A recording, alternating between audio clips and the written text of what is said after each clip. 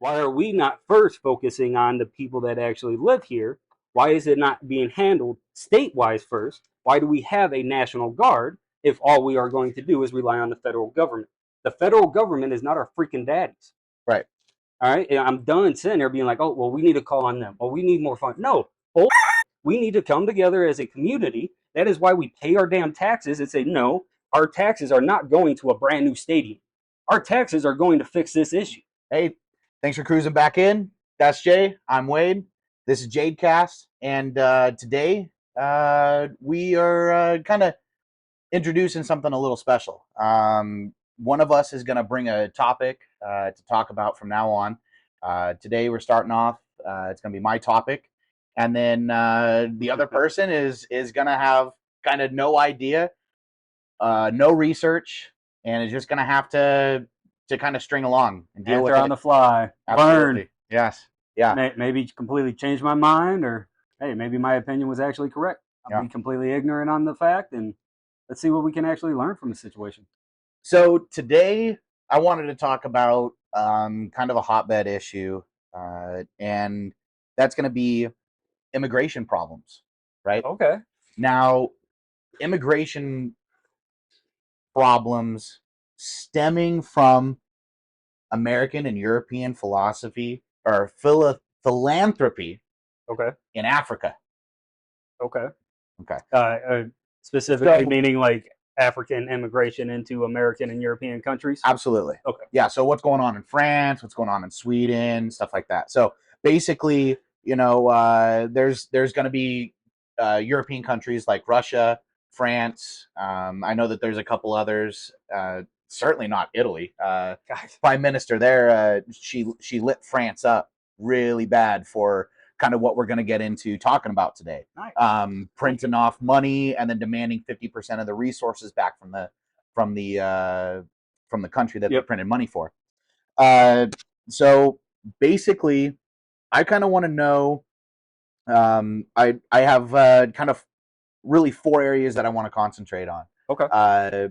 The French stuff, what little I do know about it, maybe you know some. I want to talk about China in Africa, and I certainly want to talk about Russia and United States interests in Russia or in Africa. Okay. So Just with the topic of the China and Africa, I literally was just watching some earlier today, so that'll be an interesting topic. yeah, But yeah, kick us off. What's the first topic? So I think we're gonna save China for last because Okay. we have a whole lot of stuff that we can talk about. I mean, with what's going on with Russia and Ukraine, I say we start there first. Okay. Certainly not with what's going on in Ukraine, but what Russia has been doing in other parts of the world, other than trying to boot stomp Ukraine into the ground.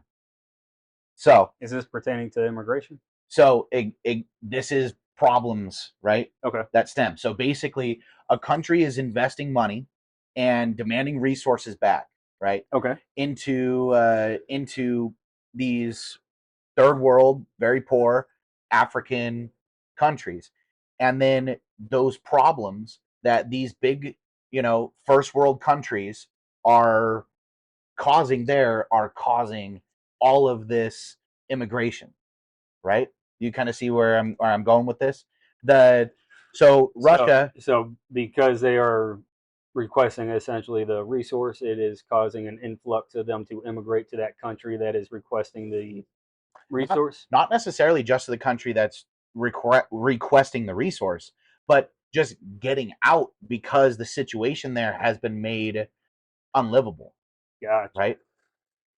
So essentially, the stronger powers destroying that third world country that necessarily can't stand up for itself to deplete it of its resources for ourselves. Right. It's destroyed by whatever that superpower is, because it is that superpower. They then immigrate to that superpower. Just think about this. I mean, when have we ever seen such a large immigration of military age males? True. When? I don't know. I don't recall any time in the past. Or what's happening to the elder? Is that actually a similar number, and somehow they're I don't know. A lot of the videos and stuff that you see from these countries that are inundated by these refugees, like France, there are a lot of military age males. You know, I'm talking 18 to 30. Yes. And the interesting thing is, these people come to these European countries. They're given, subsidies. They're given humanitarian aid, oftentimes a place to live, food, some money, and then maybe they get a job. Maybe they start robbing. Maybe they start looting. If they're those kind of refugees, not all of them are, certainly. Okay. And then they go back on vacation. So why is this happening? What I'm trying to get at today is going to be the root. And personally, what I believe the root of these nasty problems is going to be involvement in these countries, and then just absolutely pillaging them for all their work, dragging it back, just like we always have. I say we, I mean any kind of first world country that's ever been a first world country has always taken advantage of the third world and drug stuff back to it. It's a lot easier to keep it under wraps before the involvement of technology. Yeah, no kidding. Yeah. Yeah. And I was going to, just making money also is a huge contributor to immigration. Yeah. Being able to come make $20 an hour in the US, and that $20 can survive you for a month back home. Right. I mean, it makes sense to do like a deployment or go over to the US, work for 6 months, and then just hop right back home and spend all the money. Or riot, Get your money that way, and then go on back home. So Russia, basically what I'm getting from here is a .org Africa Center. It's right there on Google. Russia is getting really tied into North Africa and Central African Republic, and is trying to get into Southern Africa as well. And basically, they've been using, you'll never guess, the military, the Wagner Group. Yep. They've been using the Wagner Group to go into these areas. I mean, it's common knowledge at this point. And then it was the same. It was the same time when we had special forces out there. Yeah. Oh, they got dusted. That's another story. Right. There's what the Wagner Group was really good at. I don't know if there's very many of them left. I think they've kind of gone into Belarus, and they're trying to cause problems there. Who knows what they're doing now after being dismantled? But what they were doing was using their military-like appearance to go in and strong-arm these countries. Once they're on paper, they just get inundated with Wagner Group mercenaries, and before the country knows what's happened, they can't do anything. They're dragging all of these resources out, and they're going straight into the coffers of the Kremlin. Well, how many of them are marrying too? Marrying and taking back, and whatever. How many older vets have Asian wives? Absolutely. I mean, it's just, yep. If you're over there long enough, you end up normally finding some sort of companionship. Right. So that's just another way of amplifying immigration. Yeah. So, and it's with that, it becomes a clash of culture. Right. You have a way of living, whether it's Italy, UK, United States, and even United States is so large, it's geographically separated with different cultures and ways of living. Yeah. You have a giant influx of a people who have lived a certain way their entire lives. That is what they know and what is right to them. And it tends to be opposite for the other culture, and vice versa. And you have a giant clash of cultures, and then the government just tells you, suck it up, get along. Well, you see what's going on in Sweden right now. The people are getting absolutely fed up, and they're burning their holy book, the Quran, the Muslim, now turning into seniority. Or I was going to say minority, but they blame it on race. Yeah. They say it's race problem. No, it's a cultural issue of Yeah. Different people, different ways living, completely different areas. The thing that I was getting towards is, the Muslims who are in Sweden have a serious problem with burning of their holy book, right? But in Sweden, they will burn any book, any item, that any flag. That is, to that them, is culturally acceptable. Exactly. It's how they express themselves when they're upset, and their laws allow them to do so. There's no law against doing that. So now the Muslims are saying, "Oh, well, we're going to leave." It's like, well, I think that's kind of what they wanted in the first place. Otherwise, they wouldn't be burning your holy book. I don't know. The thing is everyone can work together and be peaceful, but the problems are, we say that we've got different cultures, but I'm sorry, what culture allows men to go and, absolutely harass and assault women in public, in broad daylight? There's a lot of cultures. I mean, just spend a day in Afghanistan. Well, and that's there's a lot of cultures, especially third world countries, live like that. That is completely socially acceptable. Yes, in our culture, that is completely despicable. Yeah. It would be the same thing as if you went to Afghanistan and shook someone's hand with your left hand. Yeah, that's a man. Exactly. You would make the biggest insult to that person to the point where they might kill you. They might just stab you right there. So we're like, well, my hand's broke. I can't shake your hand. I'm sorry. I didn't think that was a problem. But you do your best to offer it to them. I am not saying or condoning that in any way, shape, or form. Yeah. But in a lot of cultures, that is socially acceptable. See, but all the same.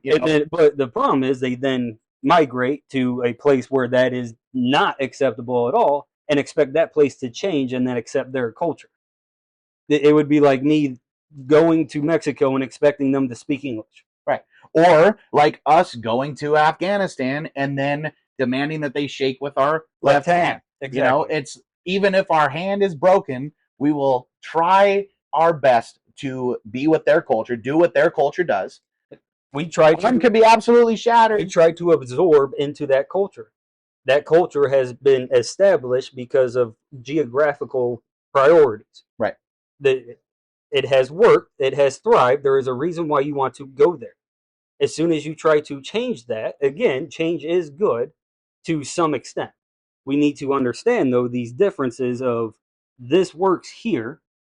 You come here and change what doesn't work, or you change what works, so now it doesn't work. Yeah. It's going to fail, and then you have a clash of cultures. So here's something else that I want to get into. And that's going to be these children in the third world. Okay. The reason why I want to kind of pivot to this right now is because it definitely pertains to this immigration problem. Stop staring at yourself. Yeah, well, it's pointed right at me, pointed away from me. So that could be it. So with these child laborers that are in the third world, okay, we've got European countries, American interests that are willing to go out to these countries like cobalt, gold, diamonds. It's not necessarily gold and diamonds, but also new age materials that we need for our batteries and stuff like that. I mean, we demand like a certain amount. Stuff? Yeah, okay. We demand a certain amount from these African countries in order to continue getting aid, in order to continue getting services, right? At the same time, we create that aid, but that's a whole side topic. And so it's a whole.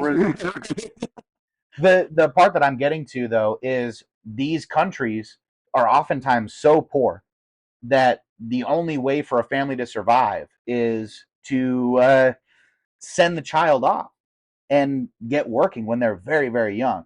And the Italian prime minister, she brought a photo of a very young child in Burkina Faso, which is a place where France is currently, doing what I was talking about initially, which is printing their money for them and then demanding 50% of the resources back, right? Okay. So basically what the prime minister was getting at is 50% of the resources that this child climbs down a hole that's not supported, climbs down a hole, they're caving in all the time to get, doesn't even go to him. So that means how much is actually going to that child, because that they're taking almost all of that off. I mean, because you've also got the mining companies and their expenses and everything. And So that's not even limited to the children there. That's even to the adult.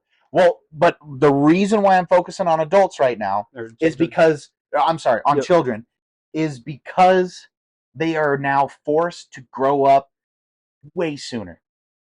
When you have an 8-year-old crawling down a hole, risking his life, her life, every day, 7 days a week, straight, they grow up real fast. And that's how you get 16, 17, 18-year-old military age males that are willing to run away and go to another country.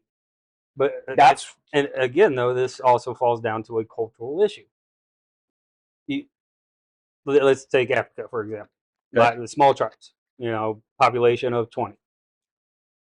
Higher mathematics, education, things like that. Is that necessary for their survival? No. So a child just sitting there playing and being non-useful to that village because they are limited numbers, it is okay for him to work. Sure. That is how he becomes a master hunter and able to start providing for his own family, right? Because you can start having children by 14, 15, 16 years old. Yeah. By that time, you better be a damn man so you can take care of your kid. So I know what you're getting at. I see where you're going. I don't believe that, again, no, there's a difference between forced and then that being a family tribal survival. Right. So, but just because you set up a mining operation in an area where they're comfortable sending kids into the mines doesn't mean you should. It's like going to work with your dad. You are trying to say you can never go to work with your dad. We can never create now master craftsmen who have done this since childhood. You know what I mean? There's a difference. Like I said, in the wood shop. That's what I'm trying to get at. You're not letting me finish, bro. Go for it. Go for it. I agree with you. I'm not disagreeing with you at any bit. All right. There is a difference between forced labor and tribal survival. Sure. Okay. In that culture, a child working is acceptable. Right. And a lot of times they are tricked, more or less. Hey, come and work for us. You no longer have to worry about protection. You no longer have to worry about survival. We'll give you food. We'll give you protection. Now it's, oh, okay, we'll all go work in the mines. They already have that tribal mentality where the child working is okay. And if we found out about it here, hell no. You know what I mean? But a cultural, it's a clash of cultures. And we take advantage of that. And then it turns into forced labor. Right. And then when you're forced to work, what do? You run away eventually. Exactly. It's like slave labor. Yeah. There's almost no difference. They're not actually excelling in their life. They are barely scraping by, but they have no other alternative. As soon as they can, as soon as they're able, they do escape. I 100% agree. And that's kind of what I've been, driving towards here is, first world countries are moving in on African interests, on these people who, not all of them, but certainly some of them still have that tribal mentality. Yes. And they know that they can go in and just absolutely take over these areas. They manipulate the people. Yeah. And then they've won. They've drug out all the resources and they left these people with nothing. And the thing is, Africa would probably, I think it would be the richest continent. It is in terms of resources and everything. Resources. Yeah. I mean, they've got everything from diamonds, oil. Then they've got the rare minerals, and they've got rare metals as well. I mean, they could absolutely set themselves up to be a powerhouse. But anytime someone tries, anytime someone gets close, it gets stomped down by a superpower. Mm-hmm. Well, they know that Africa needs to stay segmented, separated, because together, super strong, they would absolutely monopolize the world. Next to Antarctica, it is the biggest continent. Yeah. So it's in terms of size, everything else, mass population, mass producing. Yep. I mean, there's a reason why Egypt for the longest time ruled for the way it did. Right. It is rich in resources that we need just for basic survival. That's not even talking just the higher level stuff. Just Right. the amount of coffee or chocolate and stuff that come out of Africa is ridiculous. Right. So yeah. I mean, I'm glad that we had this conversation, because that was something that I've been wanting to talk to you about. Sweet. As far as you know, it just these people being absolutely taken advantage of, Oh, yeah. and then they've got nowhere to go. So they pile 60, 70, 80 people on a boat meant for 20 people and just send it. They send it anywhere. I mean, there's reports of them landing back in Africa thinking that they've made it, and they're so ecstatic. And Yeah. it's sorry guys, you didn't make it. But at the same time, if we just had some sort of program that, just like military, we're supposed to have a reintegration when you come back from overseas that teaches you how to go back and live with the people. Right. Why don't we have the same thing with immigration?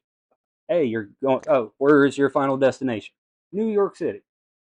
This is what's socially acceptable. This is what's not socially acceptable. This is how this culture lives. Maybe when you come into the country a legal way, you have to take those tests. You have to, I mean, you have to understand the signs on the road. You have to understand, you have to understand, at least in this country, a rudimentary knowledge of even our history in order to get in the legal way.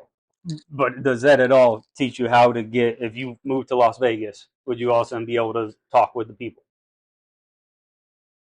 I don't know. I don't know enough about those tests to say, but It's basically just like American history. Yeah. So if you study American history, just the way the language is spoken, look how the Declaration of Independence is written. They're going to think that's how everyone speaks here. You know what I mean? There's no like modern adaptation to, okay, this is now how this community lives. Right. And going to like upstate New York versus going to Las Vegas is going to be completely different with how they live. Oh, yeah. There's a clash of cultures just within the United States. We're seeing that with California. Oh, yeah. Well, you're seeing that really bad with Oregon, and they're currently trying to segregate off because they don't want they're trying to segregate and be part of Idaho because they don't want to have anything to do with what's going on in the big cities on the coast. I can't tell you how many. That doesn't have anything to do with immigration, but that's got everything to do with culture clash, which is part of what we're talking about today. Did it? Well, I mean, honestly, I believe that is major culture clash, at least what's going on in Oregon, because the people in the country have been living a certain way. They're hunters, they're fishers. They go out, they build their own stuff, they live a certain way. They drive their 4x4s with their gun on the back rack, and then the city's taken everything that they've. It's also kind of like Nevada, right? Nevada, prior to Las Vegas, lived a certain way for a long time, much like very rural areas. Right. Bring in Las Vegas. Now, I believe it's 75% of the entire Nevada population lives in Las Vegas. Well, and that doesn't surprise me because Las Vegas popped up literally in the middle of the desert. And it popped up as basically one of those hamlets or villages or little towns in the desert. My point is, now that city influences decisions for the rest of the state. Sure. And maybe even beyond, too. That now controls all culture for that state, even though that was not the culture for that state for the longest time. They created one big mega city that now completely dominates what a state does. Right. And that is where I believe the problem with Oregon is. There was a couple big major cities that also had giant influxes of people that now changed the cultural way of what did work for Oregon. And now those rural areas are resistant. Right. I mean, everybody talks about, what we can do for our border, the United States border, build a wall, more security, pay the border patrol more, or you've got the liberal aspect of it of, more humanitarian, more tents, more, help and aid and more social workers. Whatever you want, whatever side that you want to take here, the problem is going to remain that there's still people that want to come across our border, the European border, and we need to solve the problem back where these people are coming from, whether that be the United States and these people are coming in from South America and, in Mexico. I mean, we've got an absolute war going on in a country that's right next door to us, and we don't do anything about it. I mean, maybe they don't want us to do anything about it, but the violence has certainly spilled over, at least in this state of Arizona, New Mexico, and down at the border in California. The violence that's going on down there is totally unchecked, and it's right there. What? Let me ask you this: what do you think about the concept of focusing on state border first? As far as states being in control of their own borders and setting up checkpoints and stuff like that, In a sense, I mean, that's first establishing what the actual states want, and then you can come together as the federal government and determine what is best all around. What I is the actual majority and what is working, not working. I like that idea, but I wonder if an idea like that would take away what's left of our American identity and turn us into Arizonians, Californians, Oregonians, Idahoans. Well, I mean, are we already? We are, but that's kind of what I'm getting at is we may be Arizonians and we're proud of our state, but we are also Americans and we're still proud of this country and what this country can do. And we may not have very much pride left in this country after what's maybe been done to us or been done to those people around us and who we care about and what we see in the media, but we still consider ourselves American. And maybe what I'm wondering, if we allow these states to completely borderize themselves, make their own checkpoints, have their own forces and everything like that, maybe that would completely segment us. Then what's the difference between bearing down between the Canadian and Mexican border? What do you mean? So it would make more sense for like the state of Arizona to completely shore up its border. It is a complete border state. The entire southern side of its border is completely to Mexico. Right. It's completely landlocked by Mexico. Through decades, a wall does not work. No. Our practices that we have tried have not worked. I believe there are other methods that we can definitely do a bunch more research and find out whether or not they could work proficiently better. I do believe those exist. Would it not make more sense if we had 2 checkpoints, or essentially 4 checkpoints, that covered all sides of the border of Arizona, knowing a massive amount of immigration gets through Arizona or New Mexico? I mean, it it makes sense, but at the same time, you would have to give states at the border more money than other states. Why?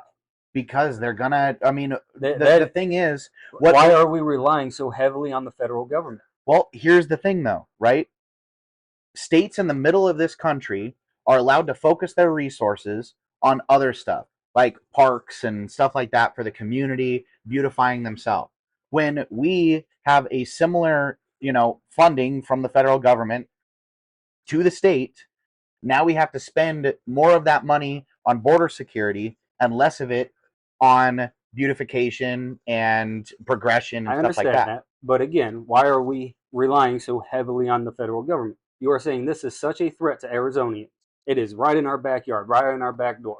Why are we spending bullshit money on stupid stuff, especially what's happening in Phoenix, what they're dumping all their money into? Why are we spending all that money, all of our taxes that we're paying, into bullshit instead of shoring that up? Why are we not first focusing on the people that actually live here? Why is it not being handled state-wise first? Why do we have a national guard if all we are going to do is rely on the federal government? The federal government is not our freaking daddies. Right. All right. And I'm done sitting there being like, oh, well, we need to call on them. Well, we need more funds. No, bullshit. We need to come together as a community. That is why we pay our damn taxes and say, no, our taxes are not going to a brand new stadium. Our taxes are going to fix this issue. Yeah. Why are all of a sudden we no longer have a voice saying where our taxes can go? Because so that's just my question with that. I understand, yes, we should have additional funding and stuff. That should be a priority as America as a whole. That should be a focus of our federal government. That is their damn job, but they have failed at that job. They've got the blinders on. It is now our turn as a community, first level state, Hence what America is, a collection of states, not one individual entity. Right. It is a collection of ideas, a collection of different people, a collection of different cultures that come together and find the best path forward as a whole, but we are still a state first. What we do as a state, what we produce as a state is completely different than what Georgia can do as a state. Right. So again, I believe we first need to focus on the state issue and figure out how, if I live here, if I call myself a resident of Arizona first, I have to get a damn driver's license. I can't just sit there and say American. I first recognize I am Arizonian now. That is where I decided to move. That is where I want to make my home. That is where I felt I fit best in, where they welcome me the best. And I can now make this a better place and continue to make it a better place for my future generations. So would you rather Arizona take an approach similar to Texas and what their governor is doing as far as collecting these people and busing them inland? Or again, but potentially that could be amazing if you actually did a pre-screening of the people and found, hey, culturally you would fit in amazing into this city. I think that's a brilliant idea. They're not going to know where to go when they get to America. They're coming here just open-minded. This place is freaking massive. right. And 9 times out of 10, you're probably going to land in a place that isn't the same culture as you. We are massive. Thousands of different cultures. I think that could be a brilliant idea. Again, if there is some sort of screening of where would you thrive best? Where could you make your community even better? In turn, making America even better. Right. So I do agree that could be a great strategy. But that is where I think every border state needs to come together as an entity, and how do we solve this solution? Right. And that's where the federal government needs to shut their freaking mouths and just back them up. This is what we need. We have come together, and this is what it's not a America every state issue. This is the states that are lining Mexico. You know, it's similar to Florida and us saying we have a Cuban issue, a Cuban immigration issue, Right. or Yeah, or Haitian or whatever. you know, I get where you're coming from there, and again, it requires, for some reason, people are being stupid with money right now, and I don't understand why. I mean, we're absolutely racking up the debt in this country. We're buying absolutely dumb, just stupid stuff, passing bills that cost more money than the GDP of even a medium-sized country. I mean, you're like, and the thing. Can you buy anything on credit if you don't have credit? No, but all the same, we just got our credit rating lowered as a country. Yep. Like, can what, you A plus? Yeah, yeah. So I mean, talking about the credit rating of the country, you know, going from AAA to AA plus, you know, it doesn't necessarily bode well for the future, and you know, to kind of It solidifies the recession. Yeah, it does. It really does. To kind of put a topper on this portion here, I mean, I believe you know, first world interaction in Africa, in South America, is definitely a cause. Maybe not a leading cause, but it's certainly a cause of one the of migration. Yeah, of the migration that's going on, whether it be, you know, Africans to Europe, or it be South Americans and you know, Africans to the United States. Yep. You know, I believe it stems a lot with it stems from fiscal irresponsibility. Correct. All these packs and Taking advantage of the weaker. Yeah, certainly. So hey, we're continuing this on our members only. Please catch us over on Buzzsprout. Hear all of our content. Thanks again for joining us. Thanks for cruising in. We'll see y'all later. All right. Thanks for cruising into Jadecast. This is Jay. I'm Wade. We've got some interesting stuff to talk about today. Hey, thank you again for joining us. Don't forget to click that like and subscribe, please. All right, it does help us a lot. Helps other veterans out. And again, we'd like to hear from you. All right, let's get jaded. Let's talk about what's going on.